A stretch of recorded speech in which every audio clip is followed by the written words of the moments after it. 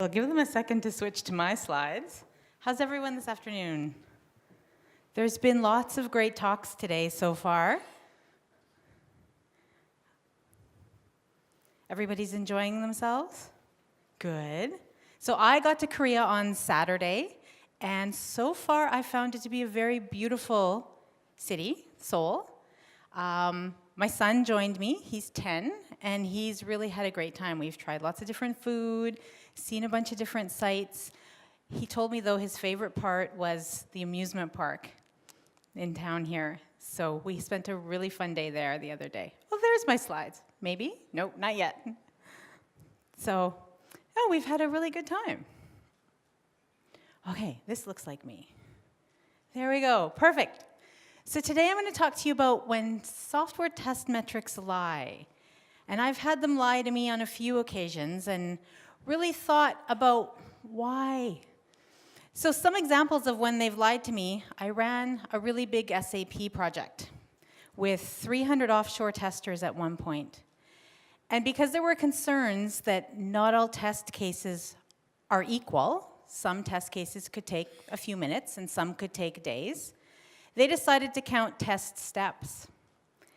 And I didn't think that that would work. I figured we would be lied to.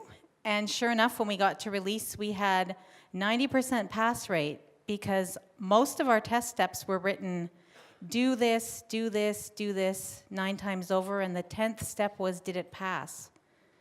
So 90% of the time it would pass and 1% it would fail.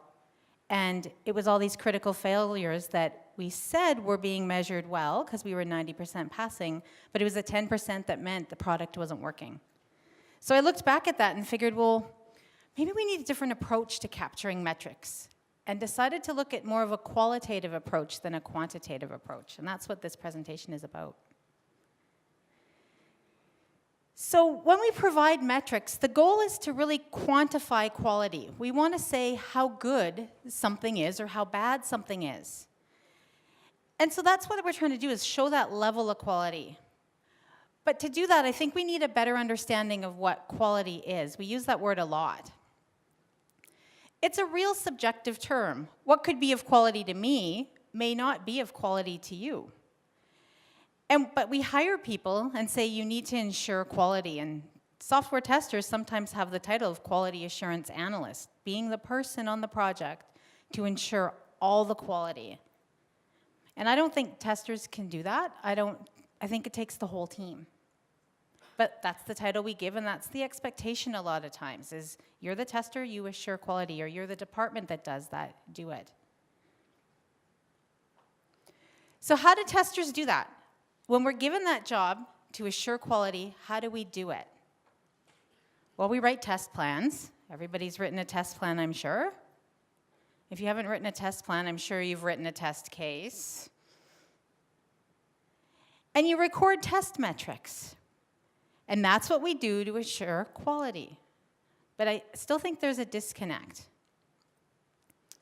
And then we report the quality to our stakeholders. And those stakeholders use our reports to make decisions about their software. They use them to decide, are we ready to release? What type of support are we going to need from our support teams after go live? How angry will our customers be when we release this software? Should we spend even more money to fix the problems that we have? Should we extend time?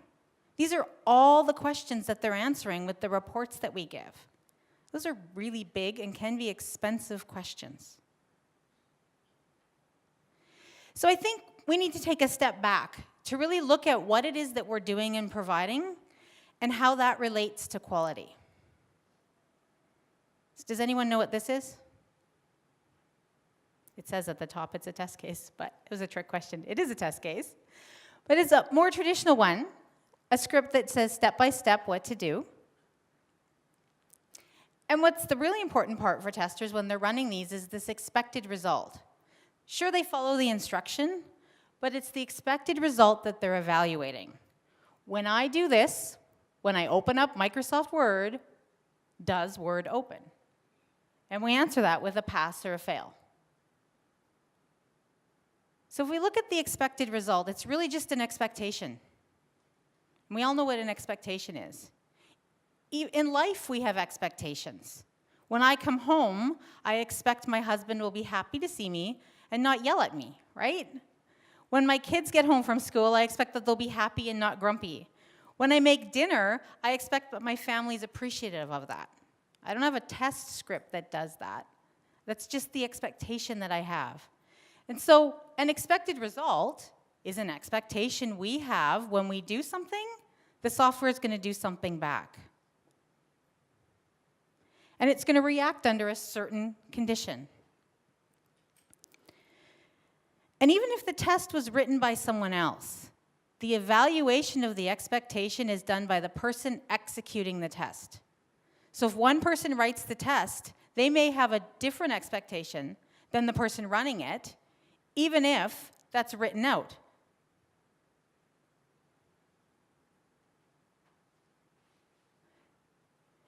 And it's pretty simple. If a test passes, it's met the expectation. If I make dinner and my family's happy, I'm probably content. It's met my expectation. They'll be happy when I make them dinner. But a fail is an unmet expectation. And we capture these expectations as results. And you could go through life capturing your expectations as results if you were really wanting to do more metrics. So they take the experiences of their testing and they quantify them in a report that looks like this. So, and we've all seen these before, right? We have so many tests that passed, so many that failed. But there's no real qualitative information here. It's just, if I had 10 tests, 2 failed and 8 passed. What does that tell you? You know, 80% pass rate, I suppose. So if we think of test cases as expectations, defects are really just the documentation of the unmet expectation. I'll give you a minute to chew on that. We do a test, it fails. We write down how our expectation wasn't met in the defect report. And we categorize these and we prioritize them and we track them until they're closed, but we're really just tracking unmet expectations with more detail other than it wasn't met. It tells us how it wasn't, what we expect to be fixed, the severity of the unmet expectation. If I come home, my family doesn't appreciate that I've made them dinner, maybe the severity of that expectation is, well, you're on your own for dinner tomorrow. I'm not making dinner anymore.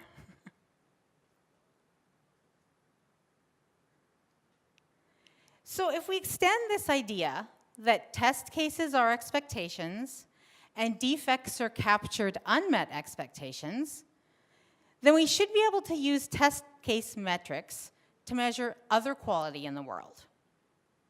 That's what we're doing every day, and we're giving these numbers to people that make really, really expensive decisions. So why can't we do that in real life? Does anyone know what TripAdvisor is? Nod if you know TripAdvisor, okay. So we put ratings into TripAdvisor. When I came here, I used TripAdvisor to figure out what sites did I want to see, where should I go eat, what do other people think about the places and things there are to do in Seoul. So let's look at a TripAdvisor review written as a test results report. Has anyone ever been to Banff, Alberta? In Canada, Banff in Canada. It's a beautiful city, just about an hour from where I live. It's in the Rocky Mountains. It attracts a lot of tourists. And people are constantly coming to Banff and wanting to know where should they stay. Just like any vacation, where should we stay? And the 2 hotels I have up here are the most expensive and most impressive hotels in Banff. So I asked 2 testers to write reviews. So Joe Tester stayed at the Rimwork Resort, and he had 10 expectations, or 10 test cases. 8 of them were met, and 2 of them were not met. And here's his final results. Sally stayed at the Banff Springs, and she had 10 expectations, and 8 were met, and 2 were not met. And there are her final results. So I'm going to give you all a trip to Banff. Which hotel are you going to stay at? Which is the better hotel? Which has better quality? You don't know, do you? It's hard to know. But this is what we give our stakeholders about, should we release this product? And this is just a hotel stay. Maybe I'm only giving you one night, so it really doesn't matter in the grand scheme of things, but you can't tell from what I've provided you. So then I thought, well, maybe we need some entrance and exit criteria, because that's what we give our stakeholders to make decisions. Let's say if it meets a certain threshold, it's probably okay. And this is typical criteria. But even if you think of the example I just gave on TripAdvisor, does this help you make your decision? Not really, because you don't know what to expect at the hotel. You don't know what expectations weren't met that Joe and Sally had. Maybe they don't matter to you. Maybe they're really important to you. You just don't know.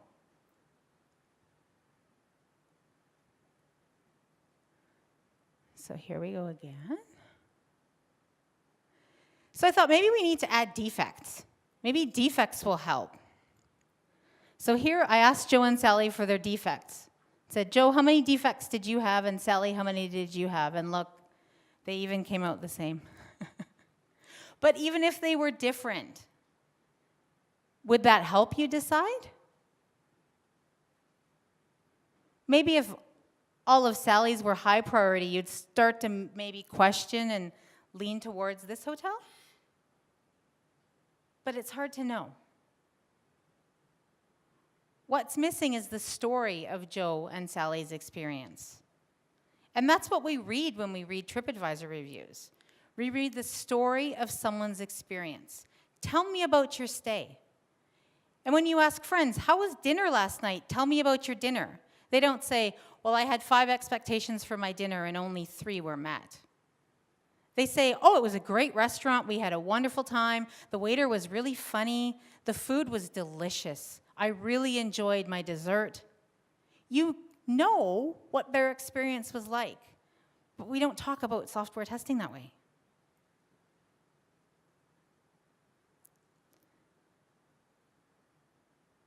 So if we tell a story in our reviews, then we can reflect on that and say, okay, is this the experience I hope to have?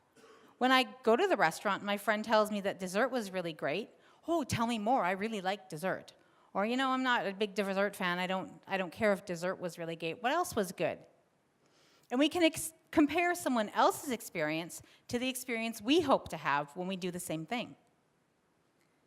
So if we add that to our review, if we take away what Joe and Sally said in numbers, and we write a story, it's more meaningful.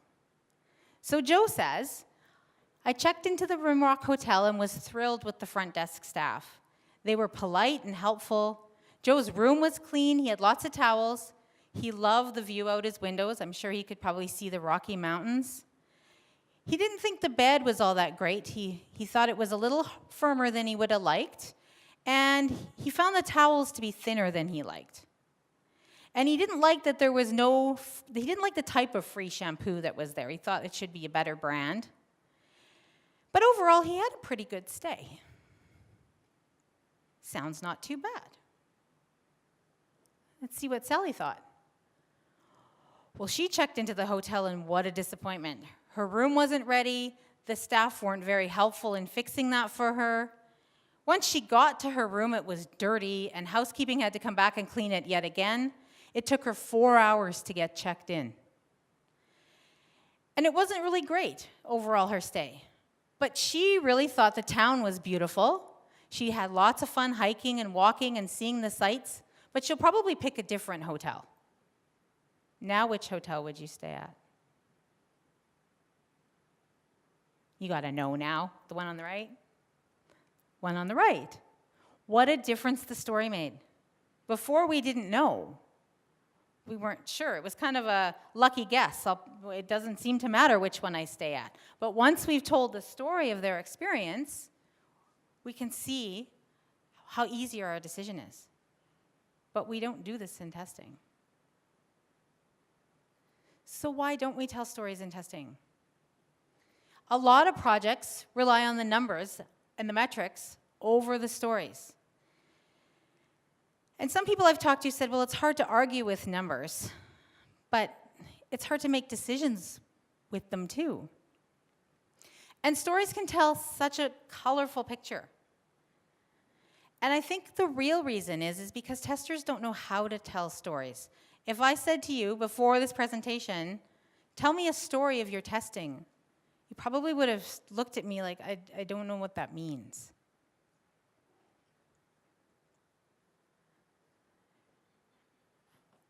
So let's look at how we do that. So this is a tool that I use to encourage conversation and to start to tell stories. And this is a dashboard I did of the Notepad application. So the very simple application where you can open something in Notepad, type something out. It's like Word, but only much simpler. And when I looked at the toolbar, these were the different actions that I can do in Notepad. I can make a new document, I can save or save as, I can edit, print, format, view my toolbars, and open an existing document. And so if I capture, these are the areas that I'm testing, I can start to track my progress. And it's fairly simple. I'm tracking if I've started something or not, and then how it's trending. So if it's red and in progress, someone can say, well, why is that red and in progress? And I say, well, we're behind schedule. The defects were successfully retested, but were later than where I would have liked to have been. Or if something's in progress or blocked, there's also comments there. I also track my planned intensity and achieved intensity. So this is similar to the defect or the number of test cases. So when you say, well, I have 200 test cases to do in this area and only 10 to do in that area, much similar. But like I said earlier, 10 test cases could be really intense, and 100 doesn't mean that we've covered the application anymore. Maybe 100 barely covers anything, where 10 covers this one feature quite in-depthly. So I talk in high, medium, or low to say that we're going to do a lot of testing in this area. We're going to cover every scenario that we can possibly think of, even edge cases. That would get me a high intensity. A low would be just a smoke test. We're only going to look at it just a little bit. And a medium would be somewhere in between. I'm going to do more than a smoke test, but I'm not going to go and test everything. As we test, we talk about how much intensity we've achieved. So if I'm planning to do high, I've only gotten to a medium here, which means I have more testing to do. Where here, I plan to do a medium, I'm at a medium, I'm not seeing any issues. My stakeholders might ask, well, are you almost finished testing this? Because it looks like you are. My answer is probably going to be yes. We just have one or two things to check, and we'll be closing that off. When I show people this, they start to ask me questions. And I can tell a story about how testing is going, what it is that we're covering, where we're seeing issues. This last column here is tester confidence. And how I get this one is I ask the tester that's actively testing a very simple question. If we were to release the product tomorrow, how confident would you be that it would work? And if they go, oh, not at all, that's a low. And if they go, oh yeah, I've really tested this, I don't have any issues or concerns, that's a high. And a medium is somewhere in between. Typically a medium is, well, I've tested it a little bit, there's a lot more testing I want to do. I haven't seen anything really bad, but I don't know that I would say that it's ready to go live tomorrow. Or a medium could be, you know, we've had a lot of defects in that area. They've come back. They're getting fixed. They're finally doing a good job of fixing the defects. I'm finding a lot less bugs. But I'm still nervous based on what I saw in my earlier testing. I want to keep going, so I'm only going to give you a medium. And this is my most valuable metric. I can get from the people testing how they're feeling about what it is they're seeing, if they have concerns. And if they do, I want that story. Just like the TripAdvisor review gave me a story. I want to know, what are you seeing? What's your experience? What expectations do you have that aren't being met? What's going on?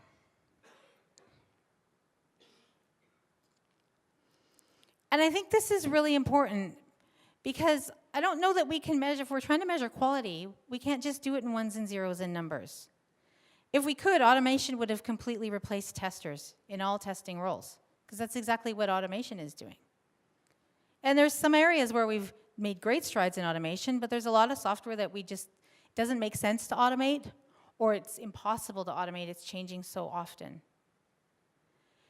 And quality is that conversation, right? It's different for everyone. So we need to know what's important to various people and what's not.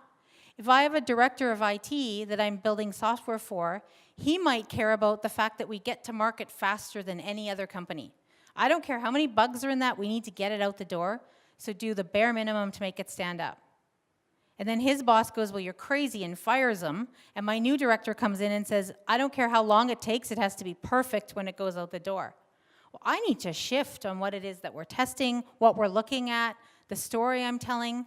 If I didn't know that, I'd just keep going along blindly. So it's really understanding what's important.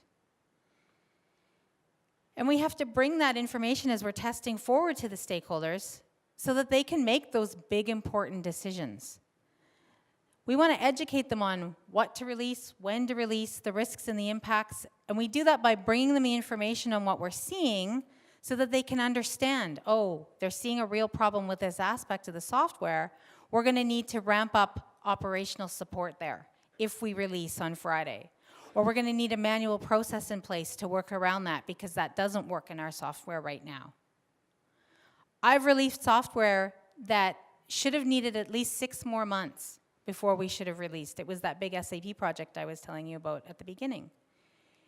It was so bad that when I asked my testers, are we ready to go live on Friday, most of them said that they would quit because they didn't want to be associated with the product and that the business would grind to a halt and stop running.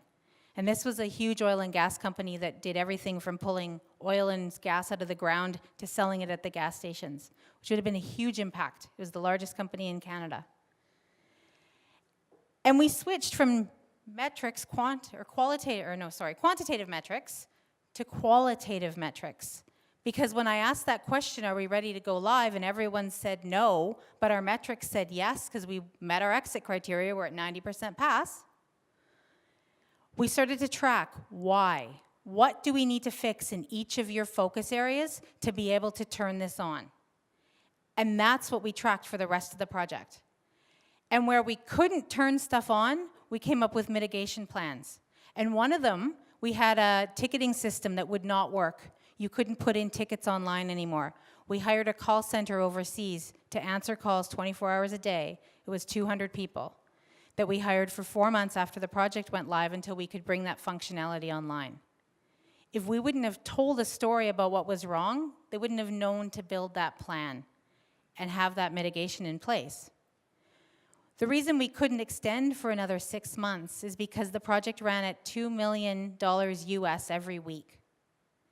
It was a very expensive project, and they didn't have the budget to extend for that amount of time. It was cheaper to hire a team offshore and answer phones. It was cheaper to have support staff watching the system 24/7, restarting jobs that had failed, and pushing things through queues because it wasn't happening automatically. And it was the conversations that brought that information forward with our stakeholders to know this is what we have to do to still make our release date. So I like to encourage the teams that I work with to tell stories, even if it's in addition to the counts of numbers and metrics that you're providing, because you can get different information from these stories. And it drives that conversation with your stakeholders. It gets them to ask questions. When they look at that dashboard, they want to know why something's red. If you've ever worked with a project manager, you know they love the colors red, yellow, and green. So when they see red, they know to focus there and to ask the right questions and figure out what's going on. And it helps, like in that example I gave of the big SAP project, have that understanding of where we need those plans in place. How do we mitigate the defects that we found so that we can course correct, we can put things in place, and be able to still turn the system online in the timeline that we have. So I want to encourage everyone to start telling stories, even if it's to your manager or your director, about testing. See how they're received. See if people are interested in the information you're bringing, or if they're satisfied with the reports that you provide today. Because I saw an interesting shift when I started to provide that storytelling and that dashboard that I showed. People stopped looking at the numbers and started to focus there because they felt the quality information was better, just like we saw in the TripAdvisor reports. So I know I've given you a lot of information and want to allow for some time for questions. So does anyone have questions?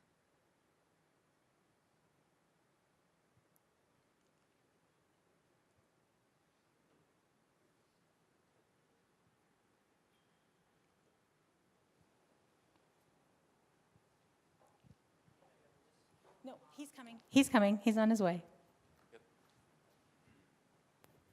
Maybe I can ask this question on behalf of the audience here. So lots of interesting insights. How would you recommend people to get started with these new ideas who are stuck with the traditional testing mindset and the culture? I'd say start with a dashboard that breaks down the focus areas of your application at a high level, not every test, but just if you can group your application into types of functionality that it has, and start to play with putting together a dashboard. And bring it to people and say, hey, if we started to track this way, what would you think? If I started to show you where we were lagging, what things were going wrong, what would you think? I've tried that in some organizations that are very metrics-driven, don't necessarily pick it up. The other way that I've used it is a more sneaky way. On the SAP project that went sideways, when all the executives in that room realized that we were way off course, they didn't know how to fix it. It was interesting for them to go from being very confident, going, oh, this project is going well, to realizing they have a huge problem and they have no way to recover. So this works really well when there's a problem. To say, I have a solution. I think if we start doing things this way, you'll get better information, you'll get more information, and you'll be able to make better decisions, because I see you're struggling right now. If someone has a problem and you come with a solution, you're their best friend, especially if they don't know how to solve it on their own. So if you're confident when you present this and know that, I think this will work, they'll adopt it and you'll be able to play with it and see that it gets picked up. In that organization, they were too fearful to continue with the dashboard. They went back to their metrics. And then when they got in trouble again, we went back to the dashboard, which I thought was very interesting because when things were going good, the numbers were okay. When things started to go bad, they needed more information. And so I think people don't necessarily know we need more information. So if you use it to solve a problem, it tends to get a lot of uptake. I've used it in a few other organizations to solve a problem, and they saw the value and went, wow, we're going to scrap what we're doing and just stick with this. So I think there's a couple ways you can do that.